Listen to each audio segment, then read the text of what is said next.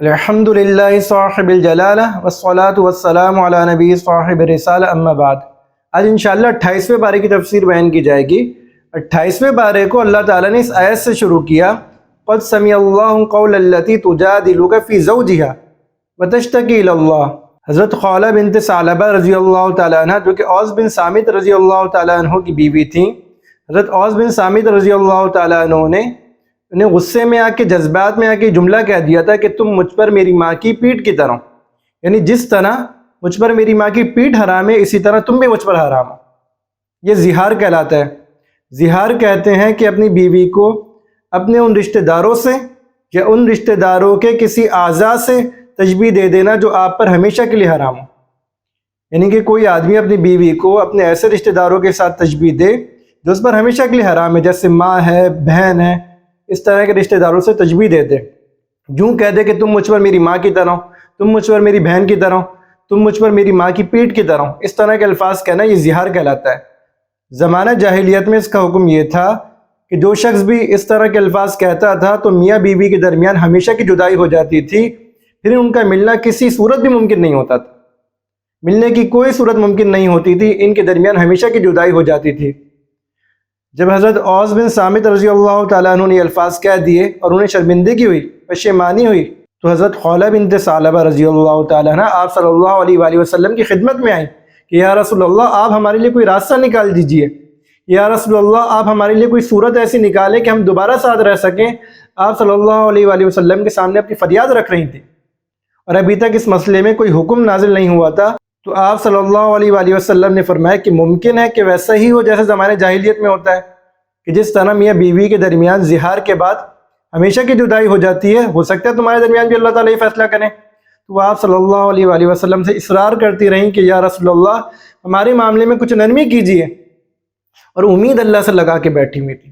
ان کی جو کیفیت تھی نا، ان کے جو جذبات اور احساسات تھے، اللہ تعالیٰ نے اس کو قرآن میں بیان کیا، قد سمع اللہ قول التی تجادلک فی زوجہا۔ اللہ تعالیٰ نے اس عورت کی بات کو سن لیا جو تجھ سے اپنے شوہر کے بارے میں اصرار کر رہی تھی۔ بعض دفعہ انسان اپنے جذبات کے اندر اپنی بات کو اس طرح پیش کرتا ہے، اپنے مطالبے کو اس طرح پیش کرتا ہے کہ گویا بحث و مباحثہ چل رہا ہے۔ تو اللہ تعالیٰ نے بھی وہ بیان کیا، قد سمع اللہ قول التی تجادلک فی زوجہا، ہم نے اس عورت کی گفتگو کو سن لیا جو تجھ سے اپنے شوہر کے بارے میں بحث و مباحثہ کر رہی تھی، اور امید اسے کس سے تھی؟ وتشتکی الی اللہ، اور اللہ سے امید لگا کے بیٹھی ہوئی تھی، اللہ سے اپنے غم کی شکایت کر رہی تھی، اللہ سے فریاد کر رہی تھی۔ روایت میں آتا ہے کہ وہ بار بار آسمان کی طرف ایسے سر اٹھا کے دیکھتی تھی کہ یا اللہ میرے ان بچوں پر رحم فرما، یا اللہ میں بوڑھی ہو چکی ہوں، اب مجھے کوئی اور تو قبول کرے گا نہیں، یا اللہ میری اولاد چھوٹی ہے، اللہ مجھ پر رحم فرما دے۔ بار بار آسمان کی طرف ایسے نگاہیں اٹھا کے دیکھتی تھی اور اللہ سے رحم کی اپیل کرتی تھی، اللہ سے رحم کی فریاد کر رہی تھی، یا اللہ مجھ پر رحم کر دے، یا اللہ میرے حال کو دیکھ لے۔ تو اللہ تعالیٰ نے زہار کا حکم نازل کر دیا کہ جو لوگ زہار کر لیں، اپنی بیوی کو اس طرح کا جملہ کہہ دیں، وہ لوگ یا تو غلام آزاد کریں، یا 2 مہینے کے مسلسل روزے رکھیں، یا صبح شام 60 مسکینوں کو کھانا کھلائیں۔ پہلے حکم یہ تھا زہار کا زمانہ جاہلیت میں کہ میاں بیوی ایک دوسرے پہ ہمیشہ کے لیے حرام ہو جاتے تھے۔ اللہ تعالیٰ نے حکم میں تبدیلی کر دی، اللہ تعالیٰ نے نیا حکم نازل کر دیا کہ اب اس کا حکم یہ ہے کہ یہ کام کرنے تک میاں بیوی ایک دوسرے پہ حرام رہیں گے کہ یا تو شوہر غلام آزاد کر دے، غلام آزاد کر دے گا تو جو بیوی اس پہ حرام ہو گئی تھی وہ حلال ہو جائے گی۔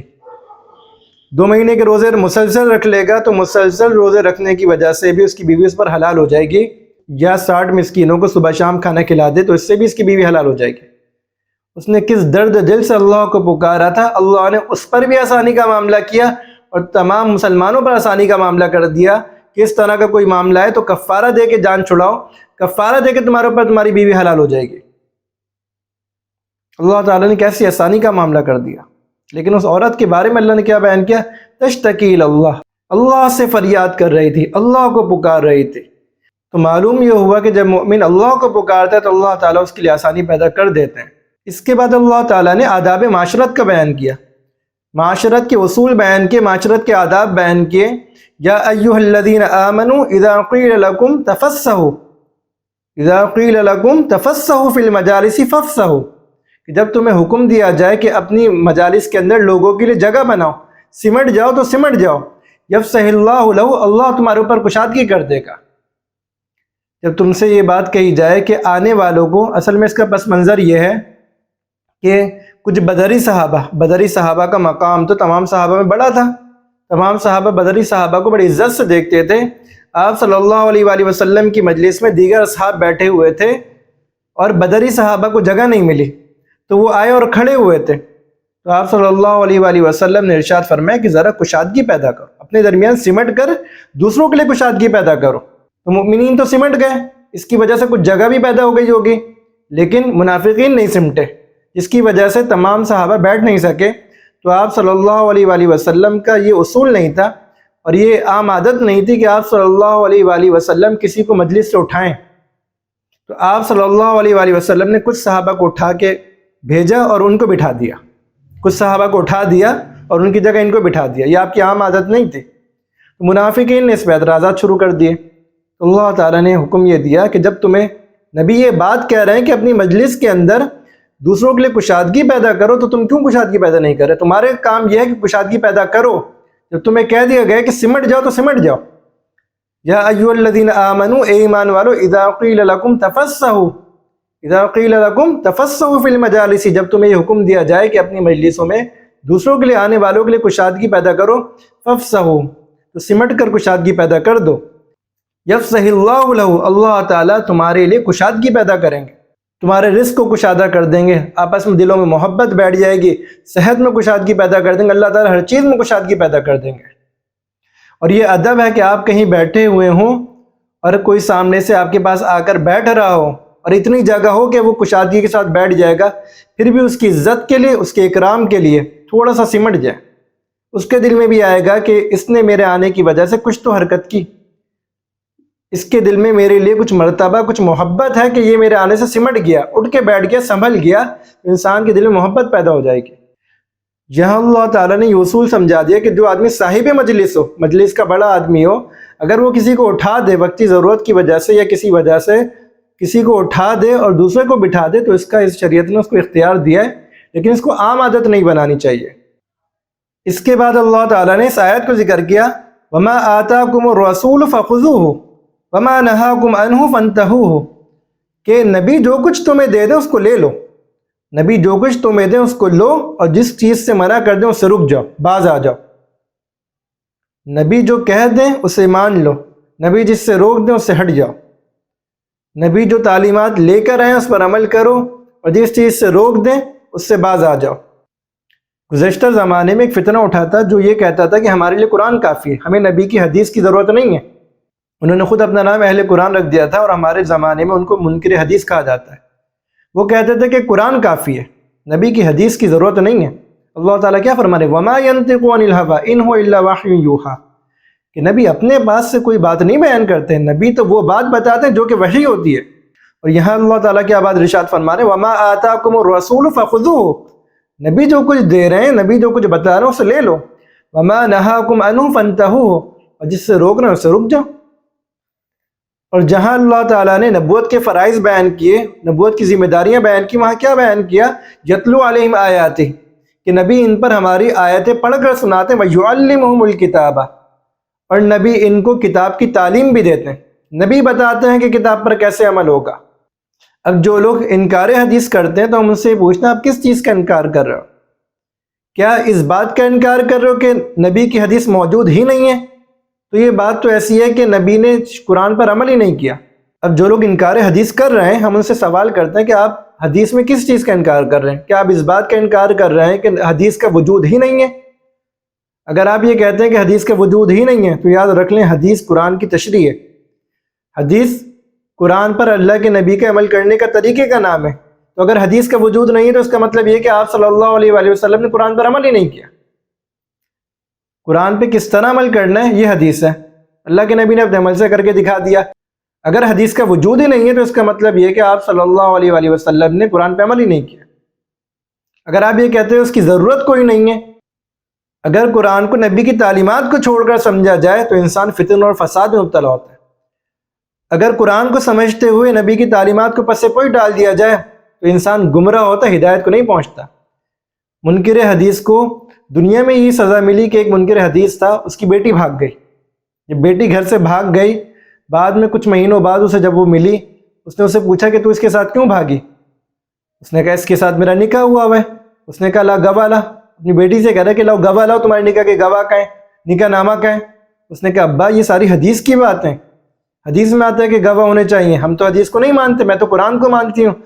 اور قرآن میں ابا آدم اور حوا کا ذکر ہے، وہ تو ایسے ہی ساتھ رہتے تھے، انہوں نے تو کوئی نکاح نہیں کیا تھا، تو ہم بھی ایسے ہی ساتھ رہ رہے ہیں. تو اللہ نے اس کو دنیا میں ہی سزا یہ دے دی کہ اس کی بیٹی کا کیا حل کر دیا، معاشرے میں رسوائی کا سبب بنی اس کے لیے. تو یہ کہنا کہ حدیث کی ضرورت نہیں ہے، یہ بھی انتہائی احمقانہ بات ہے. قرآن کو سمجھنے کے لیے قرآن کو حدیث کے بغیر سمجھا جا ہی نہیں سکتا. اگر کوئی شخص حدیث کو صرف نظر کر کے قرآن سمجھنا چاہے تو گمراہی مبتلا ہوگا. اللہ تعالیٰ کے دین کو سمجھنے کے لیے قرآن بھی ضروری ہے اور نبی کے احادیث بھی ضروری ہیں، اور قرآن اور حدیث کو سمجھنے کے لیے صحابہ کا عمل بھی ضروری ہے. کوئی شخص یہ کہے کہ ہمارے لیے قرآن کافی ہے، یہ بھی فتنہ ہے، یہ بھی گمراہ ہوگا. کوئی شخص یہ کہے کہ ہمارے لیے قرآن و حدیث کافی ہے، صحابہ کی زندگی کچھ نہیں ہے، یہ بھی گمراہ ہوگا. نبی کی بات کو صحابہ سے سمجھا جائے گا. علیکم بسنتی و سنت الخلفاء الراشدین المہدیین، کہ میری سنت پر چلو، میرے خلفاء راشدین مہدیین کی سنت پر چلو. اس کے بعد اللہ تعالیٰ نے تقوی اختیار کرنے کا حکم دیا اور اس کا ایک طریقہ بیان فرمایا. یا ایھا الذین آمنوا اتقوا اللہ ولتنظر نفس ما قدمت لغد، کہ اے ایمان والو تقوی اختیار کرو. جہاں بھی اللہ تعالیٰ تقوی کا حکم دیتے ہیں تو کہیں نہ کہیں اس کے آس پاس تقوی اختیار کرنے کا طریقہ ہی بتا دیتے ہیں. اللہ بندوں پر رحم کرتے ہیں کہ تمہیں کیا پتہ تقوی کیسے اختیار کرنا، چلو وہ بھی ہم بتاتے ہیں. اے ایمان والو تقوی اختیار کر لو، اور ہر نفس وہ چیز دیکھ لے کہ اس نے آگے کے لیے کیا بھیجا. ہر نفس اس بات پر غور کر لے کہ اس نے اپنے کل کے لیے کیا بھیجا، اس نے کل کے لیے کیا سرمایہ رکھا ہے. ہر جان اپنے اعمال پر غور کر لے کہ کل جا کر کن اعمال کا سامنا کرنا ہے، کل کے لیے میں کیا بھیج رہا ہوں، کون سی دولت میں کل کے لیے جمع کر رہا ہوں. یا ایھا الذین آمنوا اتقوا اللہ، اے ایمان والو تقوی اختیار کرو. ولتنظر نفس ما قدمت لغد، ہر انسان کو چاہیے کہ وہ دیکھ لے کہ اس نے اپنے کل کے لیے کیا بھیجا ہے. جب انسان اس پہ غور کر لے گا نا کہ میں اپنے کل کے لیے کیا جمع کر رہا ہوں، میں کل اللہ کو جا کے کیا حساب دوں گا. جو بھی عمل کریں سوچیں کہ جب یہ اللہ کی بارگاہ میں پیش ہوگا تو میرے پاس کوئی جواب ہوگا کہ نہیں ہوگا. میں اللہ کو اپنے ان جرائم کا کیا جواب دوں گا، میں اللہ کے پاس اپنے ان جرائم کا کیا عذر رکھوں گا. جب انسان یہ بات سوچ لے کہ مجھے اپنے جرائم کی سزا بھگتنی پڑے گی، مجھے اپنے جرائم کا اللہ تعالیٰ کو جواب دینا پڑے گا، تو انشاءاللہ گناہوں سے بچ جائے گا. انسان تنہائی میں بیٹھا ہو، گناہ کے سارے اسباب بھی موجود ہوں، دیکھنے والا بھی کوئی نہ ہو، اب انسان کو کون سی چیز گناہ سے روکے گی؟ انسان کو یہ خیال روکے گا کہ میں نے اپنے اللہ کے آگے پیش ہونا ہے، اور کل میں اس چیز کو دیکھ لوں گا جو میں آج کر رہا ہوں. یہ انسان دیکھ لے کہ میں کل کے لیے کیا بھیج رہا ہوں. اس کے بعد اللہ تعالیٰ نے اس آیت کو ذکر کیا وَلَا تَكُونُوا كَالَّذِينَ نَسَوا. اس کے بعد اللہ تعالیٰ نے اس آیت کو ذکر کیا وَلَا تَكُونُوا كَالَّذِينَ نَسُوا اللَّهَ فَأَنسَاهُمْ أَنفُسَهُمْ، کہ ان لوگوں کی طرح مت ہو جانا جنہوں نے اللہ کو بھلا دیا. ان لوگوں کی طرح مت ہو جانا جو اللہ کو بھلا بیٹھے، نتیجے میں یہ ہوا کہ اللہ نے ان کو اپنا آپ بھلا دیا. ان لوگوں کی طرح مت ہو جانا جو اللہ کو بھلا بیٹھے، نتیجتاً اللہ تعالیٰ نے انہیں اپنا آپ بھلا دیا، نتیجتاً اللہ تعالیٰ نے انہیں اپنی ذات بھلا دی. تو انہوں نے ایسے کاموں کو اختیار کیا، تو انہوں نے ایسے کاموں کا ارتکاب کیا جو ان کی ذات کے لیے مضر تھے. کہ کافر لوگ اللہ کو بھلا بیٹھے، اللہ کی قدرت کا انکار کر دیا، اللہ سے صرف نظر کر لی، اللہ کی حقانیت کا انکار کیا، تو اللہ تعالیٰ نے انہیں اپنا آپ بھلا دیا. اب انہیں یہ بھی نہیں پتا کہ جو کچھ وہ کر رہے ہیں وہ خود ان کے لیے برا ہے، اپنا آپ بھول گئے، اپنے لیے برائی کا انتخاب کر رہے ہیں، اللہ کو چھوڑ کر دوسروں کو معبود بنا بیٹھے. اور ایک مومن کو بھی اس بات سے ڈرنا چاہیے کہ اللہ نے ایمان دے دیا، اس کے بعد اللہ کو بھلا بیٹھے، کہ ایمان مل گیا ہے، ایمان جیسی عظیم دولت اللہ نے مفت میں دے دی، اب اللہ کو بھلا بیٹھے. ایسا نہ ہو کہ اللہ بھی ہمیں بھلا دے، ایسا نہ ہو کہ اللہ بھی ہمیں بھول جائیں. تم نے ہمیں بھلایا، ہم تمہیں بھلاتے، اور کیا بھلائیں گے کہ ہم اپنا آپ ہی بھول جائیں گے. تو ایسے اعمال نہیں اختیار کرنے چاہیے کہ انسان کو اللہ تعالیٰ بالکل ہی بھلا دے. اس کے بعد اللہ تعالیٰ نے اس آیت کو ذکر کیا ان اللہ یحب الذین یقاتلون فی سبیلہ صفا کأنہم بنیان مرصوص، کہ اللہ تعالیٰ ان لوگوں سے محبت رکھتا ہے اللہ ان لوگوں کو اپنا حبیب بنا کر رکھتا ہے، اللہ تعالیٰ ان لوگوں سے دوستی رکھتا ہے۔ کن سے؟ جو لوگ اللہ تعالیٰ کے لیے جہاد کرنے کے لیے، اللہ تعالیٰ کے لیے قتال کرنے کے لیے صف بنائے کھڑے ہیں، کہ جو لوگ اللہ کے لیے قتال کرنے کے لیے صف بنائے کھڑے ہیں، اور کیسے کھڑے ہیں؟ کأنہم بنیان مرصوص، گویا کہ وہ سیسہ پگھلائی دیوار ہے۔ کفر کے آگے ایسے ڈٹ کے کھڑے ہیں، کفر کے آگے انہوں نے اپنی صفیں ایسی قائم کی ہوئی ہیں اور ایسے ڈٹ کر کھڑے ہیں جیسے کہ وہ سیسہ پگھلائی دیوار ہے۔ تم ان کے بچوں کو قتل کرو، نہیں ہٹیں گے۔ تم ان کی بیوی کو قتل کرو، نہیں ہٹیں گے۔ تم ان کے گھر والوں کی عزتوں کے جنازے نکال دو، نہیں ہٹیں گے۔ تم ان کی بیوی کی عصمت لوٹو گے نا، لوٹتے رہو، نہیں ہٹیں گے۔ اللہ کے دین کو چھوڑ کر نہیں ہٹتے۔ کأنہم بنیان مرصوص، آ گئے نا، اب سیسہ پگھلائی دیوار بن کے جم کے کھڑے ہوئے، نہیں ہٹیں گے۔ تم بیوی بچوں پر ہاتھ ڈالو گے، تم اولاد پہ ہاتھ ڈالو گے، تم ماں باپ پہ ہاتھ ڈالو گے، تم پورے خاندان کو اجاڑ دو گے، اجاڑ دو، ہم اللہ اس کے لیے پیچھے نہیں ہٹیں گے۔ یقاتلون فی سبیلہ، اللہ تعالیٰ کے راستے میں قتال کرتے ہیں، اللہ تعالیٰ کے راستے میں جہاد کرتے ہیں۔ صفا، کیسے؟ صف بنا کے کھڑے ہیں، نہیں ڈرتے کافروں سے۔ گولہ باری کرو گے، تیر برساؤ گے، گولیاں برساؤ گے، سامنے سینے لے کے کھڑے میں، گولی کھائیں گے تو سینے پہ کھائیں گے، پشت ہماری گولی کھانے کے لیے نہیں بنی۔ ان کی تعریف خود خدا کر رہا ہے، کأنہم بنیان مرصوص، گویا کہ سیسہ پگھلائی دیوار ہے۔ میں تعریف کروں نا، کیا زبردست لڑیں، کیسا زبردست مارکا کیا ہے کہ کفار گولہ باری کر رہے تھے، سینے سامنے لے کے کھڑے ہو گئے۔ میں تعریف نہیں کر رہا، خدا تعریف کر رہا ہے، ان کا خدا تعریف کر رہا ہے، کأنہم بنیان مرصوص، گویا کہ سیسہ پگھلائی دیوار ہے۔ کفار کے آگے جم گئے، اسلام کی سرحدوں کی ایسی حفاظت کی کہ کفار نے جو بھی حملہ کیا، کأنہم بنیان مرصوص، گویا کہ سیسہ پگھلائی دیوار بنے ہوئے، تم ہٹا کے دکھا دو۔ ہر زمانے میں مجاہدین نے وہ کردار ادا کیا کہ امت مسلمہ مقروض ہے ان کی، امت مسلمہ پر قرضہ ہے ان کے خون کا۔ انہوں نے تو اپنا خون پانی کی طرح بہا دیا، ان کی خون کی ندیوں سے بہتا ہوا دین ہمارے ہاتھ میں آیا ہے۔ آج بھی جمے ہوئے نہیں ہٹتے، مارو کتنا مارو گے، کتنا مارو گے، کہاں تک مارو گے؟ کأنہم بنیان مرصوص، ساری قوتیں لے آؤ، ہم ہتھیار میں بھی کم ہیں لیکن جمے رہیں گے اور سیسہ پگھلائی دیوار بن کے کھڑے رہیں گے۔ اللہ تعالیٰ نے یہ اللہ کے راستے میں لڑنے والوں کی صفات بیان کی، اللہ کے راستے میں جہاد کرتے ہیں، اور کتنا بڑا ان کو تمغہ امتیاز دیا کہ اللہ ان سے محبت کرتے ہیں۔ میں یہ کہوں کہ مجھے اللہ سے محبت ہے، اللہ فرما رہے کہ مجھے ان سے محبت ہے۔ کیسا اللہ نے ان کے مرتبے کو بیان کیا۔ حدیث میں آتا ہے کہ جس شخص نے نہ کبھی جہاد کیا، نہ ہی جہاد کی تمنا رکھی، یہ نفاق پہ مرا ہے، اس کے دل میں کچھ نہ کچھ منافقت کا حصہ تھا۔ اللہ تعالی ہمیں اسلام کی خاطر کھڑے ہونے کی توفیق عطا فرمائے، اور جب کبھی ضرورت پڑے تو اس کے خاطر جو کچھ ہم کر سکتے ہیں وہ کریں۔ ہمیں جو کچھ کرنے کا موقع ملے، بائیکاٹ سے لے کے مدد تک، جو ہمارے اختیار میں وہ کر جائیں۔ خود نہیں حاضر ہو سکتے نا، اپنا سامان تو حاضر کر سکتے ہیں۔ کل اللہ کو یہ کہہ تو دیں گے کہ یا اللہ ہم نہیں جا سکے، مجبوریاں آ گئی تھی، یا اللہ تو جانتے کہ حالات کیسے تھے، ہم نہیں جا سکتے تھے یا اللہ، لیکن جو ہمارے پاس اسباب تھے نا یا اللہ ہم نے وہ پہنچا دیے، یا اللہ وہ اسباب ہم نے پہنچائے، یا اللہ ہمارے پاس پیسہ تھا پیسہ پہنچایا، کپڑے تھے کپڑے پہنچائے، دوائی تھی دوائی پہنچائی۔ ایسا نہیں کیا کہ ہم خود تو پیٹ بھر کے کھاتے رہے، ہمارے بھائی وہاں بھوکے رہیں، ہمارے بچے وہاں بھوکے رہیں۔ اپنے حصے کا کام کر گزریں، اپنے حصے کا دیا جلا لیں، روشنی ہو نہ ہو۔ اب اپنے حصے کا دیا روشن کر دیں، بھلے ہوا کے اسے بجھا دیں۔ آپ سے یہ نہیں پوچھا جائے گا کہ دیا بجھا کیوں، آپ سے یہ پوچھا جائے گا کہ دیا جلایا کیوں نہیں۔ اس کے بعد اللہ تعالی نے اس آیت کو ذکر کیا جس میں اس واقعے کو ذکر کیا کہ حضرت عیسیٰ علیہ السلام اپنی قوم کو آپ صلی اللہ علیہ وآلہ وسلم کی بشارت دے رہے تھے، مبشرا برسول یأتی من بعد اسمہ احمد، کہ اس رسول کی خوشخبری دے رہے تھے جو ان کے بعد آئے گا اور اس کا نام کیا ہوگا؟ احمد ہوگا۔ انجیل یوحنا میں حضرت عیسیٰ علیہ السلام کے جملہ موجود ہے کہ میں باپ سے یہ درخواست کروں گا کہ وہ تمہارے پاس ایک اور مددگار بھیج دے جو کہ ابد تک تمہارے ساتھ رہے۔ اب انجیل یوحنا میں بات لکھی ہے، ممکن ہے یہ جملہ ان کی اپنی تحریف ہو کہ میں باپ سے یہ بات کہوں گا، کیونکہ یہ لوگ یہ کہتے تھے کہ حضرت عیسیٰ علیہ السلام اللہ کے بیٹے ہیں، لیکن آگے کا جو مضمون ہے وہ قرآن میں بھی ہے کہ انہوں نے کیا کہا کہ میں باپ سے درخواست کروں گا کہ وہ تمہارے پاس ایک مددگار بھیج دے جو کہ ابد تک تمہارے پاس رہے، یعنی کہ جس کی تعلیمات ہمیشہ تمہارے پاس رہے، اس کے بعد کوئی نبی نہیں آئے گا، جس کی تعلیمات ہمیشہ کے لیے ہوں گی، اس کے بعد کوئی اور تعلیمات نہیں آئیں گی۔ اور کیا کہا تمہارے لیے ایک مددگار بھیج دے۔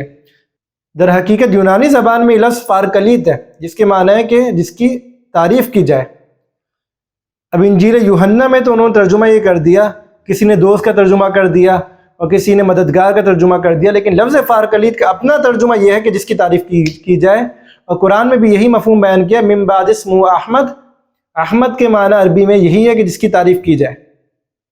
تو اگر فارکلیت کے لفظ کو سامنے رکھا جائے تو ترجمہ واضح ہو جاتا ہے کہ میں باپ سے درخواست کروں گا کہ تمہارے پاس اس کو بھیج دے جس کی تعریف کی جاتی ہو، یعنی احمد کو بھیج دے جس کا دین تمہارے پاس ہمیشہ رہے گا۔ تو یہ پیشن گوئی انجیل یوحنا کے اندر بھی موجود ہے، اور یہی پیشن گوئی قرآن نے یوں بیان کی، مبشرم برسول یاتی من بعدی، اس رسول کی خوشخبری دے رہے ہیں جو ان کے بعد آئے گا، اسمہ احمد، جس کا نام احمد ہوگا۔ اس کے بعد اللہ تعالیٰ نے اس آیت کو ذکر کیا، یا ایھا الذین آمنوا اذا نودی للصلاۃ من یوم الجمعۃ فاسعوا الی ذکر اللہ وذروا البیع، کہ اللہ تعالیٰ نے یہ بات فرما دی کہ جب تمہیں جمعے کے اندر اللہ کی طرف پکارا جائے، جمعے کے دن جب جمعے کی اذان ہو جائے تو سارے کام چھوڑ دو اور اللہ کی طرف دوڑ جاؤ۔ یاد رکھیں جمعے کے دن، جمعے کی پہلی اذان کے بعد جمعے کی تیاری کے علاوہ ہر کام کرنا ناجائز ہے۔ جمعے کے دن، جمعے کی پہلی اذان کے بعد جمعے کی تیاری کے علاوہ، یعنی انسان نماز جمعہ کے لیے جو تیاری کرتا ہے اس کے علاوہ اگر انسان کسی اور کام میں لگتا ہے تو یہ ناجائز ہے۔ انسان کوئی خرید و فروخت کرتا ہے تو خرید و فروخت بھی ناجائز ہے۔ اللہ تعالیٰ کیا فرما رہے ہیں، اذا نودی للصلاۃ من یوم الجمعۃ، جب جمعے کے دن تمہیں نماز کے لیے پکارا جائے، فاسعوا الی ذکر اللہ، اللہ کے ذکر کی طرف دوڑ جاؤ، وذروا البیع، اور اپنے کام کاجوں کو اور اپنی خرید و فروخت کو چھوڑ دو۔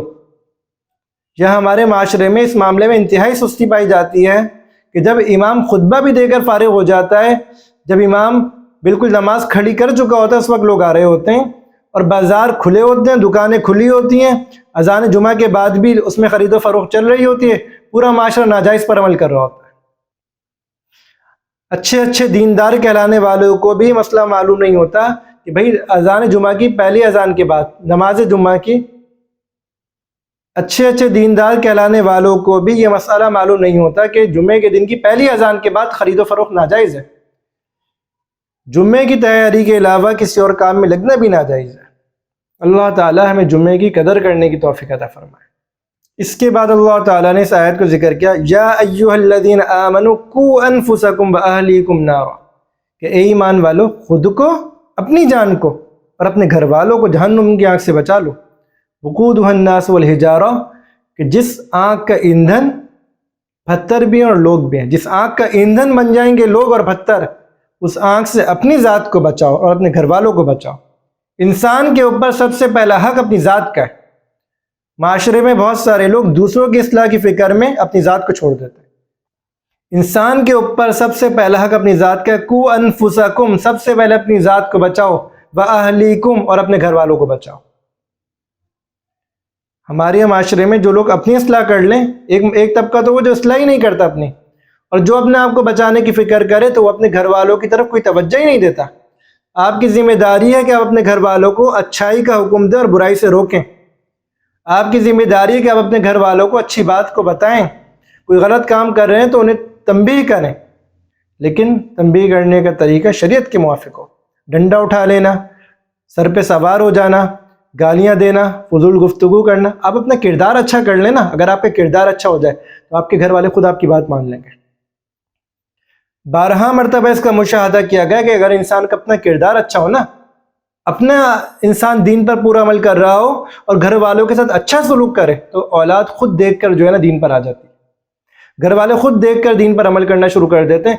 اب باپ بچوں کے حقوق ادا نہ کر رہا ہو، ماں جگہ جگہ کام کر کے بچوں کے اسکول کی، بچوں کے تعلیم کی فیسیں بھر رہی ہو تو بچے پھر باپ کی بات نہیں سنتے۔